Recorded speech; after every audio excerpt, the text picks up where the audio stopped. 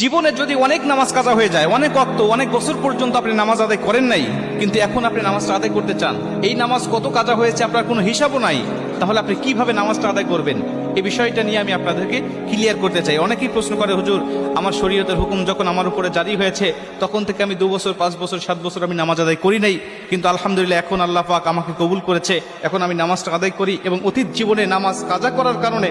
আমার ভিতরে অনুশোচনা আসছে, হুজুর নামাজগুলো আমি আদায় করতে চাই, কেমনে করে নামাজ আদায় করব? শুধু তওবা করলেই হয়ে যাবে নাকি আমাকে সেই নামাজগুলোকে হিসাব করে করে আমাকে পড়তে হবে? অনেকেই বলে, হুজুর হিসাব করা তো সম্ভব নয়, তাহলে কিভাবে নামাজটা আদায় করব? কারণ অল্প যদি ওয়াক্ত নামাজ কাজা হয়, যেমন আজকে আপনি 2 ওয়াক্ত নামাজ কাজা করেছেন, আসর এবং মাগরিবের নামাজ আপনি আদায় করেন নাই, এশার নামাজের সময় আপনার স্মরণ হয়েছে বা আপনি অবসর হয়েছেন, ব্যস্ততা আপনার কমেছে, আপনি এখন কাজা নামাজটা আদায় করবেন, হিসাব করে আপনি এশার নামাজের আগে আসরের নামাজের 4 রাকাত আপনি কাজা নামাজ আদায় করলেন, মাগরিবের 3 রাকাত করলেন, তারপর এশার নামাজের আদায়